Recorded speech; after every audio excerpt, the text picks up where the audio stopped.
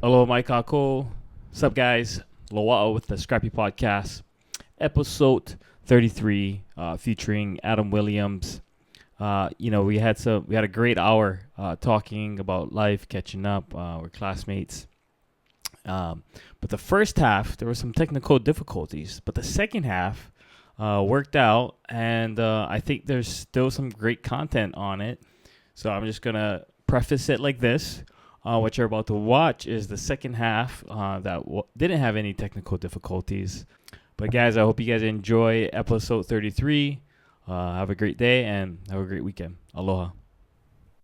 But yeah, it's very exciting stuff. Because we're such a small club too, especially when it comes towards the distance season, we haven't had as many people that were able to make that time commitment that it takes to be able to accomplish something that we're about to partake in. But we did a few races in preparation for the channel. We did the Dukes race. That one is from... How long is that one? That one is like 24, 25 miles, I believe. But from Kailua to the same spot that we're going to be finishing the Molokai Hoi. So. Oh, right in Waikiki. Right in Waikiki, yeah. Right over there by the lagoon. So what time does the race start and what time are you expected to land?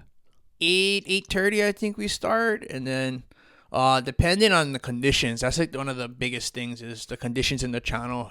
Like whatever happening on shore usually compounded in the channel. So just depending on whatever way that the winds are blowing and how strong they're blowing, it could either make for a faster race or a lot slower race. So I think the longest that it's taking like the first crew to finish, I think it's like upwards of like 7 or 8 hours. Whoa. But I think most crews will finish somewhere around 42 miles. I mean, somewhere around the 6-hour mark, I believe. I think that's what a lot of people are shooting for. But like I said, it's really dependent on what we're given. So with even like a race of that magnitude and that distance, like we're not over. It's different than when we were doing regatta, where we're just trying to like paddle as fast as we can for such a short amount of time. We're able to expend that amount of energy. But 42-mile race, you can't lose all our energy in the very beginning of the race and just die out and then, get other guys depending on us to be able to make it across. That's the only way we're going to get across is together.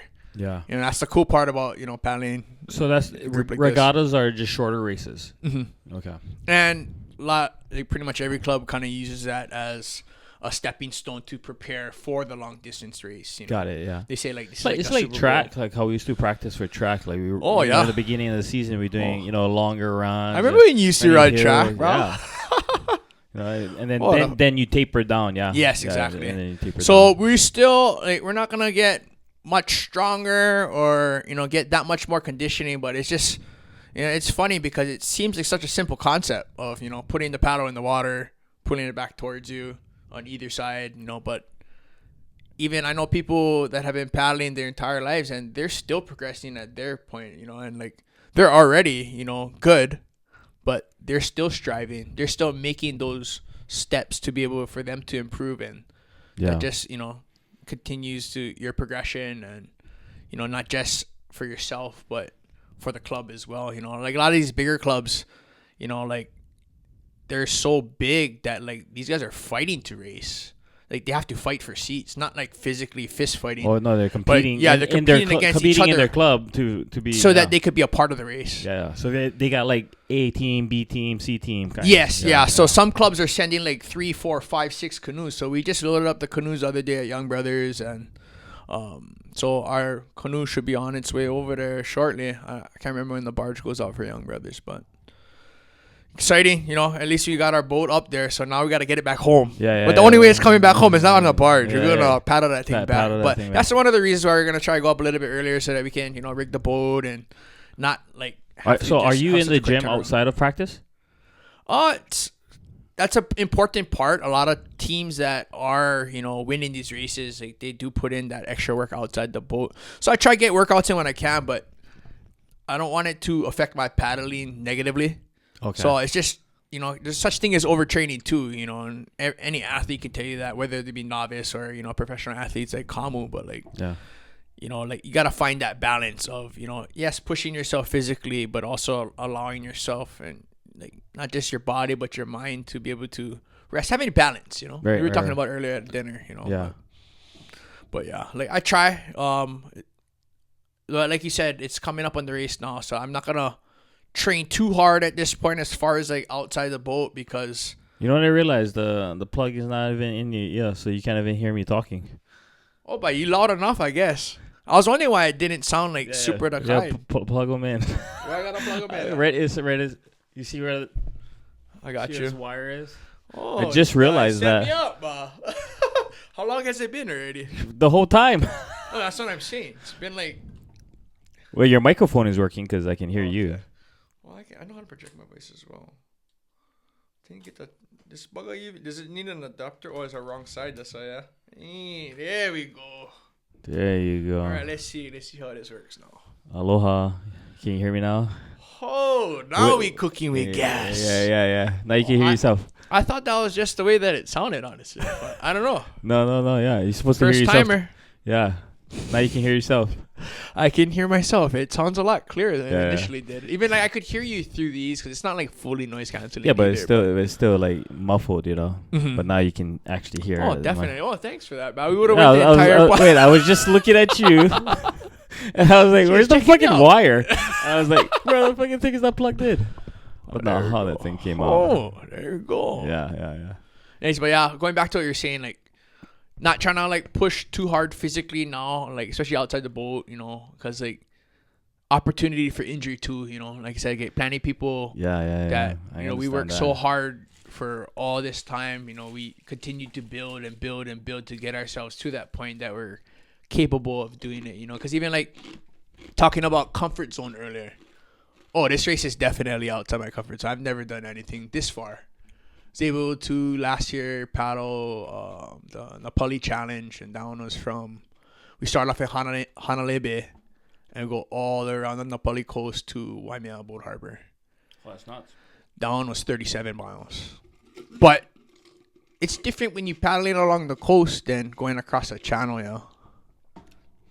The ocean is a lot different when you're And then in the winds too, right? the winds, yeah, it's different conditions that you'd experience, and you know, like you can go into the sciences of it. Like I said, Dr. Dolam, he might be able to, you know, enlighten us more on that, Yeah. but I'm not a scientist or anything Yeah. yet. Not a scientist, but I guess some chemistry building over here. I say buy me some dinner first, but you Yeah. already did.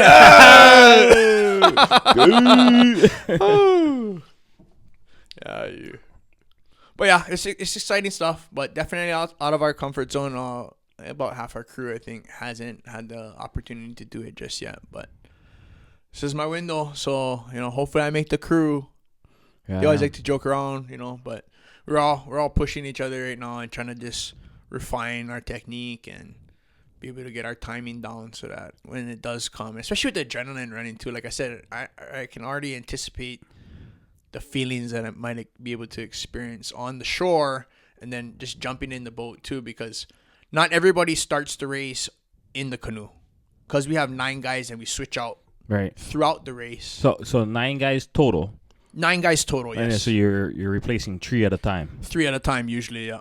Yeah. And depending, but like I said, like you can't account sometimes for like what might happen. You know, you can practice, but you don't know what's gonna happen on game day. How does You're that well aware. transition work? You guys still paddling, and then tree? You guys doing one transition where it's nonstop, or you guys stop, do the tree, and then start paddling again? So the escort boat will go in front of the canoe, and they'll drop off the 3 guys that are gonna be jumping into the canoe.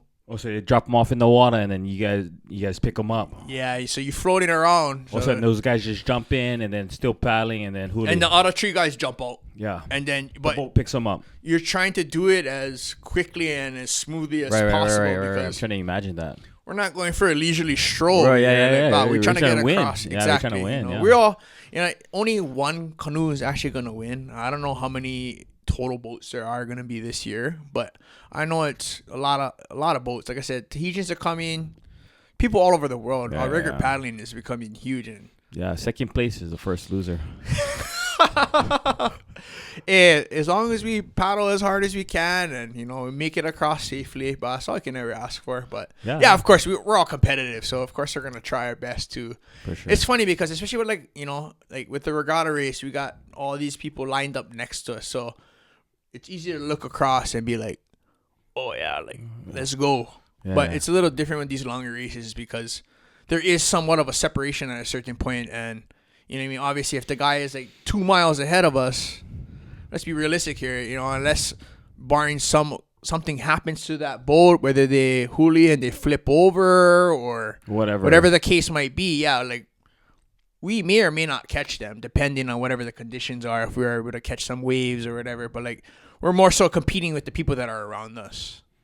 So, like sometimes they're able to walk up some of these boats and sometimes it happens to us, but that's how it goes, right? But when you say walk up, what do you mean by walk up? Slowly catch you, okay. So it's like the Indy 500, right? Like these guys are drafting, yeah. So they're constantly battling for position, so. But after a while, especially with these bigger races, like we're not all right next to each other. It's a big open ocean, So everybody kind of spreads out. Everybody kind of finds their groove and whatever pace that they decide they're going to be taking, and then. Do you guys like chart a course? Because you would think, right, like a straight line is the fastest way, right? But sometimes maybe paddling up into the wind and then letting it take you down. So I think K2 News, this is their first year that they're covering both the Nawohine Okekai and Molokai Hoi, but they just did the girls' race this past weekend. Right. But it was cool to see because, they actually kind of touched upon that too. I'm not a expert by any means. Right. But I'm just slowly becoming a part of this. But it was cool because they talked about, like, the different progressions of, there's just different theories. Everybody, they always say there's many ways to skin a cat. Yeah. But, everybody has their own theory as to which way to go. But that's the cool part about the ocean too is that, what worked that time may not necessarily work the next time, but being able to adapt and make those changes on the go really can, make or break the race, and it's really up to the steersman. Yeah. And of course, the coaches are involved. And wait, so, you guys get walkie-talkie, or is there a walkie-talkie on the canoe, or is coaching you guys ear at all? Like, so we're paddling, and escort boat usually stays pretty close by. Okay. So usually there's either the 3 guys that aren't on the boat, or if we're fortunate enough we have a coach or whatever. But they kind of like made the calls. All right, we're changing out. Seats 1, 2, and 4. Got 5 minutes, so everybody can kind of mentally prepare, not just on the boat, but on the escort boat as well. So we can all kind of just be. It goes back to earlier, like I was saying, like just being in sync. Being able to like anticipate what the other people on your team might be doing, and also being able to be cognizant of like, like he's getting tired. Like maybe we should do a change a little bit earlier, or maybe we should make a little bit of an adjustment and take a different course. But is there like buoys out there too? Do you guys have buoys, or you guys just set the direction based on who's that way? Yeah, got you. But yeah, like I said, there's official boats that are able to. Guys. They kind of make sure that nobody's straying off and going. Kahiki. Yeah, we're not gonna go all the way to Motunui. We're just trying to go from what. But it's cool because like just depending on the conditions too. Like usually you can kind of see. Pretty sure Oahu's in that direction. Yeah. And, usually with basic trade winds too, like, swells kind of move in that direction as well, right? Especially through those deeper waters. But, yeah, it's really up to your steersman and, the coaches. And because some boats, depending on their size, they'll have multiple people that are coaching these, canoes as they make their way across from Molokai What number are you in the canoe? I just you get all of them. You guys do all of them, or usually you guys have. We try and switch it up. Like as far as like different combinations and finding out what might be the best balance of power and technique and all those things. Like I said, seems like a simple concept, but that's why I'm asking the questions because there's so many. There's a lot. There's different a lot, facets. And I didn't even realize it either. Like I paddled back in high school, like we were talking about earlier, but like. Now that I've had the opportunity to paddle so much further, like Raven's dad, Uncle Norbs, like he would always say like Raven would ask him like, "Oh, like, Raven's still flying? He's a pilot, right? He's a captain. Yeah, he's a pilot. Captain at Hawaiian on the 717. Oh, sick. So his little brother is also a pilot too. Sick. I think he's And fine. he's married to Tristan, right? Yes, Tris Yeah, girl. yeah, So he has a little brother, Tris boy, and Tris. then his wife is Tris girl. Tris girl. So that's how we Tristan, differentiate. At least with us. Tristan I Vincent. don't know if we even calling her Tris girl, but Yeah. we've been calling them that for a long time. But You know who's the other classmate too? I saw that's a pilot too. Not random sidetrack, but was Kirsten or Kristen? oh yeah. Yeah. She's Apana now. Apana. Kristen Apana. Yeah. Kristen Yeah. Apana. I think she's still a first Weren't officer. her and Raven dating back in high school? No. Wasn't them? It was Kumu. Somebody. She was dating one of them. Not a. Anyways. I can't remember. She's a pilot too. In case both of those people watch, I don't know. They say no. No, I just saw it. She was a pilot too. That's why. She is a pilot. Yeah, We got a lot of Kamehameha grads that are pilots too. Kaika Hano, Oh yeah. Yeah, He's he's 2011 though. Keiko. 2011. Yeah, 2011. Yeah. I remember that guy. He's so funny. Yeah. So yeah, he's over there in Hawaii now too, with us. But I just work in the back of the plane. I just serve juice and Yeah. It's good fun, that kind. I like to see if I can apply. Oh, absolutely. Yeah. Should. So when do they have like hiring rounds? Because it's like a season, right? The hiring season, and then they put them through a class. There's.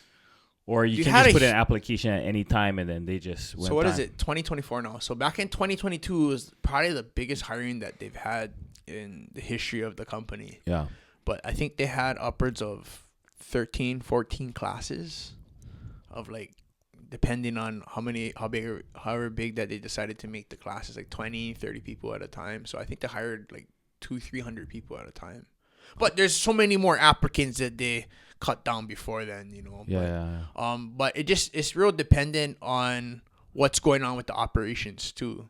Right. So they haven't hired like that since then, but I heard that you know we're beginning to do that hiring. It's way above my pay grade. I just show up for the flight and work the flight, but Yeah.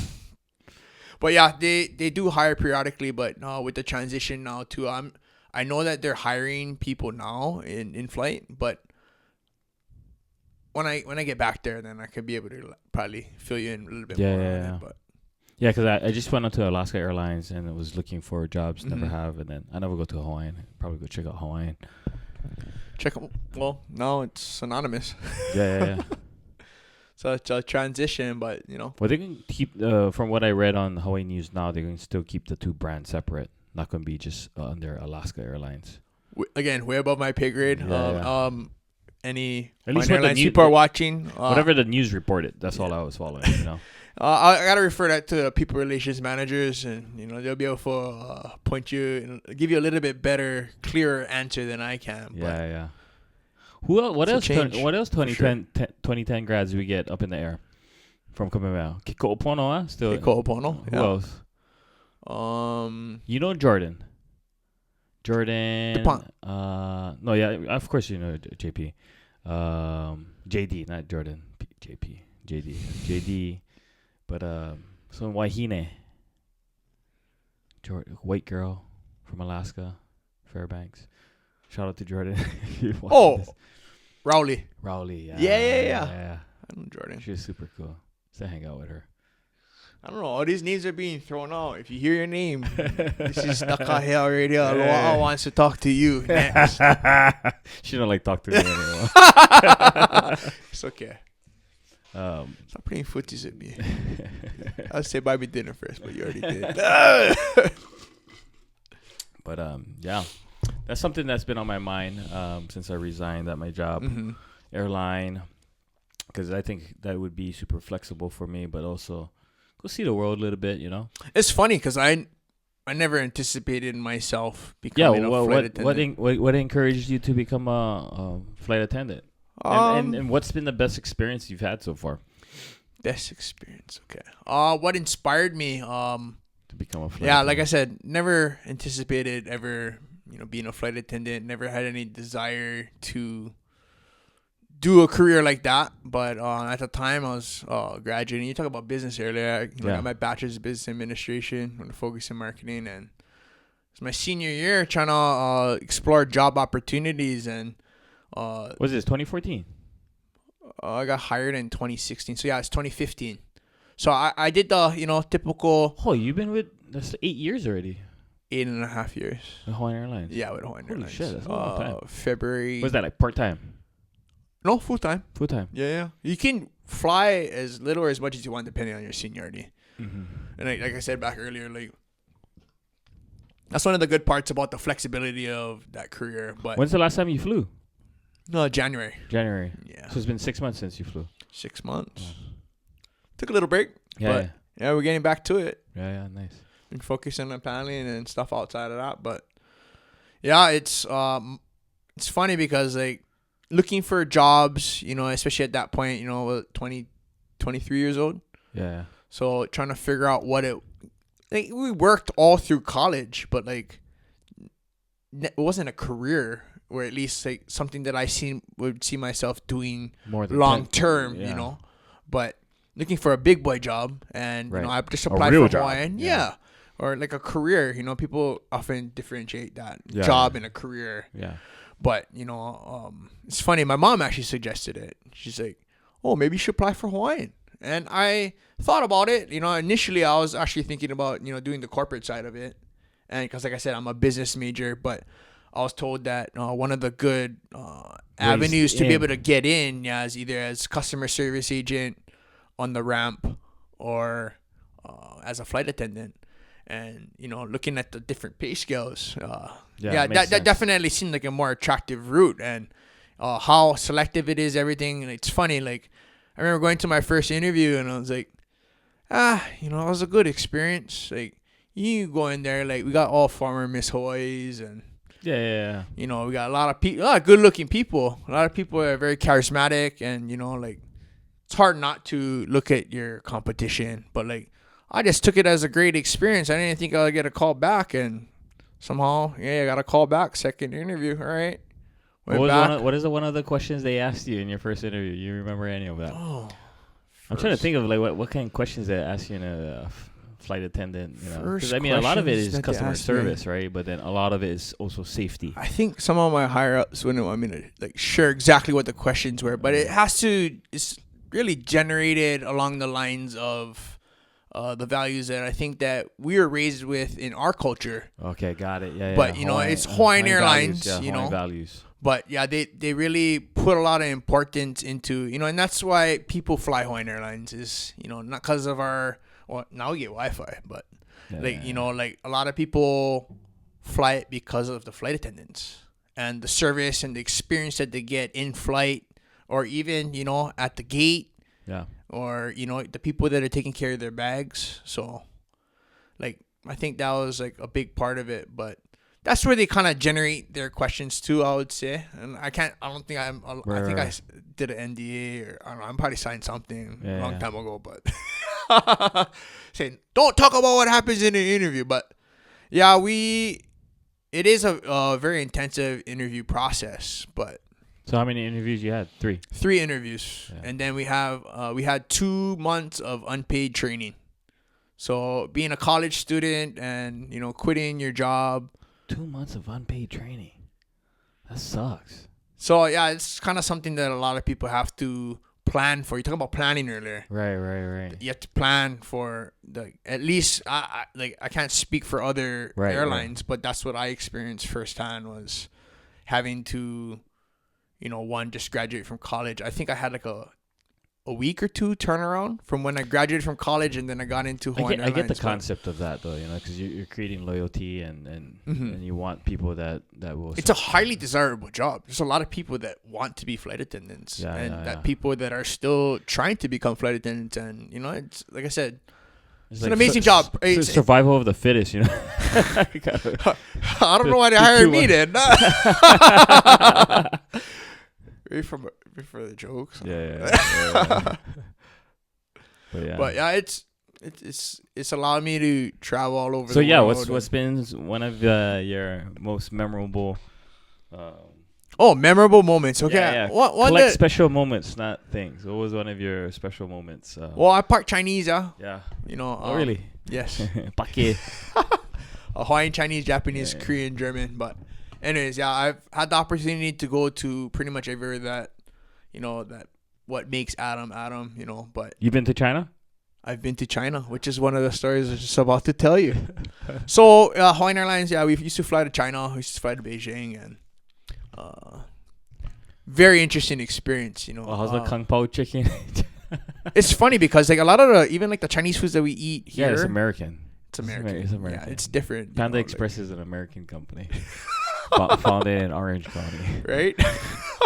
It's not New City Walk. But yeah, I remember going to China for the first time, and it was pretty cool because like I've also never. That's the longest flight I think I've ever been on in my entire life. I think our flight time that time was like 13 and a half hours. Holy shit. So you add in, like the time it takes to board everybody, load all the stuff underneath the plane and gas up everything and then push it back from the gate. Like we were working for almost, over 16 hours easy. Oh, wow. But, we land in a totally different place, which is, that's one of the coolest parts about it is like, you wake up at home, get ready, go to the airport, say what's up to everybody at the lounge and then get on the plane, greet all our passengers as they come on, and then we fly out. But yeah, landing in China, lots of smog in Beijing. That's where a lot of things are made all over the world. But that was the first time that I had the opportunity to go there, and I was greeted by as I walked out of my hotel room for the first time. As everyone likes to shop in China. Things, you're basically bypassing the middleman. A lot of the things that are made there are also still sold there.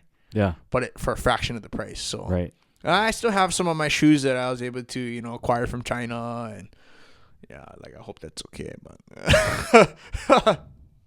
because they sell shoes and electronics and stuff like that. But as I walked out of my hotel, had a lady holding her baby over the trash can as it was defecating into the trash can. I was like, interesting. Pretty wild, Yeah. Actually, our classmate still lives there, Randy Morisako.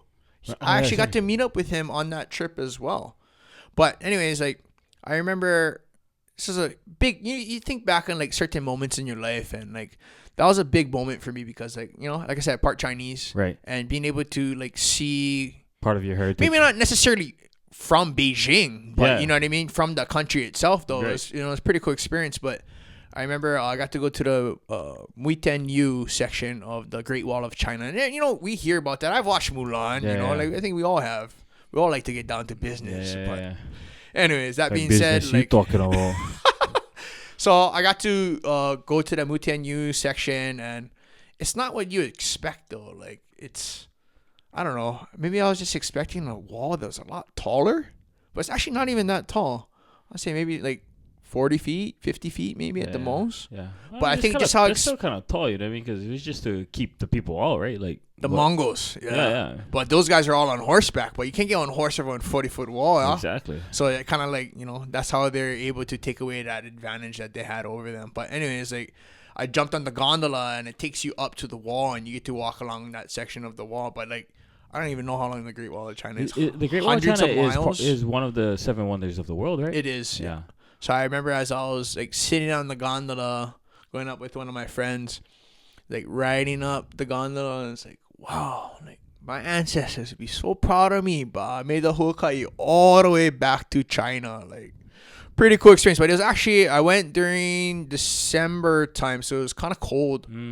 So that was kind of interesting too. But we got really fortunate that I was there at a time when it kind of cleared up the conditions and the smog kind of went away and it was just clear blue skies and it was beautiful. Yeah. But pretty cool experience. Yeah, I got to cruise at Randin. I hit him up when I was there, and it's funny because like shout out Randin Morisako, you gotta fly back home and talk to Loa on the podcast. We go China. Yeah, it's true. Well, we don't fly to China anymore, but really, yeah, they stopped the Beijing flight a while ago. Well, because of U.S. relations. I just think that it wasn't. Not too much people. I think they needed that plane to go somewhere else for the company. Got it. Yeah, make more money. Yeah.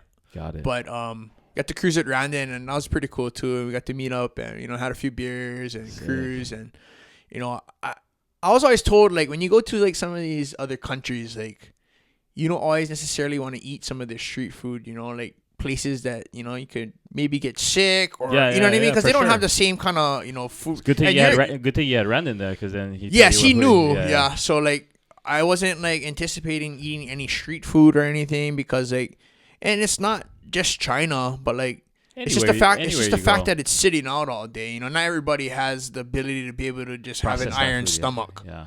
But like, Randon knew all the spots, and it was pretty cool because like, What was some of the stuff you guys ate, or what was? just like, I think it was like yakitori sticks or like something along those lines. It's like poo kind stuff. Yeah. But Poo and beer, chicken and beer. yeah, we're drinking beer on the side of the road at some of these bars, and I was like, it's pretty cool. Like like. Even like there's like wild packs of dogs that are running through the streets and people. It's kind of wild. Like it's Wild it's pack of dogs, like how we Yes. get wild chickens over here, but they were wild dogs. Oh, but you never see the video? No, I never seen it. Show me the video later. I think it was in Sand Island. I just seen it today on Instagram. A wild pack of dogs? Bro, it's like had on. I don't like to say homeless. Houseless. Yeah, me too. But down in Sand Island, cause Hawaii's our home, right? Yeah. But yeah, down in Sand Island, it shows a video of all these dogs running towards this lady, and she looked like, she was out on the streets or whatever. But yeah, it's like her screaming, and it's like, oh my goodness, like, wow, like whose dogs are these for one? And you know what I mean? Like, Yeah. why is that guy filming? You know what I mean? Like, why not help her instead? It's like, oh, look at that lady getting chased by the dogs. Like, come on, bro. Like, That's hilarious. if I see the lady, You go help. yeah, you'd want to try and help, or at least call somebody that is capable of helping. You know, Right. I thought the things we see on Instagram nowadays totally different. That didn't even exist when we was back in school. So China was fun then. Oh yeah, I got to pretty much travel everywhere that Hawaiian Airlines flies to, but New York City, total culture shock. Yeah. In what Different. way? It's just a different culture, bro. Yeah. Like we've all been to the continent, in our lives, but New York City is a different animal for sure. Yeah. I remember this one passenger had told me that us people here in Hawaii would never survive up there, and we can't even catch the subway. And as MJ said, right? We were talking about MJ earlier. Yeah. I took that personally. Yeah. So I made that my mission. I figured out how to use the subway and the train system, and I jumped on a train and I went to Brooklyn. And as I went to Brooklyn, it was interesting because By yourself? You was by yourself? yeah, my cousin actually was living in Brooklyn at the time, but like we've all watched those kind of movies growing up. You know, Yeah. But anyways, like I had my little bag or whatever, just like a day pack, but walking through the projects, and luckily Brooklyn has been on the come up, and it's been gentrified since then. But walking through the projects, and of course you gotta play some of the. When you go to a different place, you try. I grew up right up the road from the projects in Waianae, gang. But yeah, you wanna like kind of assimilate to wherever culture that you're becoming a part of. So 100%. Of course I'm gonna play that kind of music, and I got my hip hop playing. I'm walking up the street. What kind of threads were you wearing? I don't recall exactly what I was wearing, but just dressed down. I think it was cold. Oh, okay. So yeah, I was wearing like a jacket. A thicker jacket and jeans and shoes and whatever. But because the sun went down pretty early too. But yeah, shout out to my cousin Drew. I don't know if you ever see this, but I had to go visit him because he was living up there at the time, working he actually has a startup and everything that he was working on at the time too. He developed a few apps and stuff. But yeah, I had to go visit him, and sometimes when people challenge you like that, not in a confrontational way, but like, all right, I don't think anyone should ever be put in a box. You never know what someone is capable of, whether it be good or bad. But, I think the limitations that others set for us sometimes, like. Oh, what just happened? Sorry. Somebody should have sent me a Halloween party invite. Oh, I thought somebody was about to pop through the door. The trap door was going to open underneath me, and I'm going to fall through it. And that's all, folks. Yeah. So tell me your thoughts on your hot take. You don't believe in bucket lists. The idea, like you were sharing earlier. Oh, yeah. We'll wrap this up. It's been on. But I get plenty of opinions, but but Yeah. you know, I like this one though. This opinion on this hot take. 32 years old now, right? Yeah. But like you kind of gotta learn like sometimes better for keep your opinions to yourself. But yeah, back to that hot take that you wanted me to touch upon. So talking about bucket lists, you know, it's like, oh, that's on your bucket list. Like, nah, I don't have a bucket list, but I get just things I like do in my life, right? Like, I don't have a bucket list because I know several people in my life, family, friends, you know, like that had bucket lists. And upon completing that bucket list, unfortunately kicked the bucket, you know, for one reason or another. Yeah. But ever since experiencing that and seeing them not just accomplish their bucket list, which is awesome, you know, like we all got things that we want to accomplish in our life, whether it be personal goals or whatever, like, you know, me pounding the channel next week, but like, I don't like kick the bucket just yet. Oh yeah. I got another day above ground.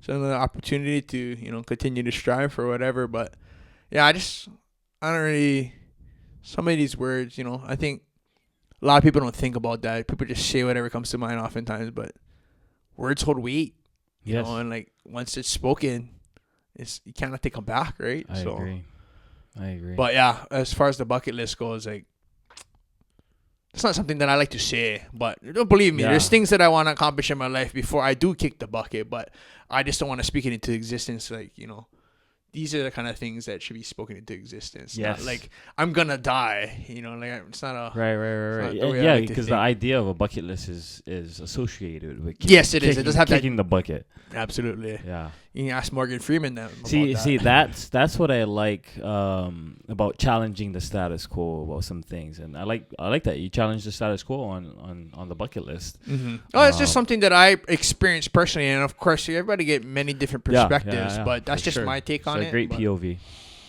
Try. Yeah. Well, Adam, you got anything else you want to say before we shut this down? It's been a nice hour talking, catching up. It's been an hour? Right, it's been an hour already. Oh, wow. Yeah. Shoot an hour. hour. But me and you, about whenever we get together, we can just talk. I'm sure I don't know, depending on the viewership, might get invited back, but might not. But it's been an honor. Well, mahalo for having me. For sure. Right on, guys. Thank you so much. Have a good one. Aloha. Mahalo. Yes, sir. That's funny. I didn't even have the thing plugged in.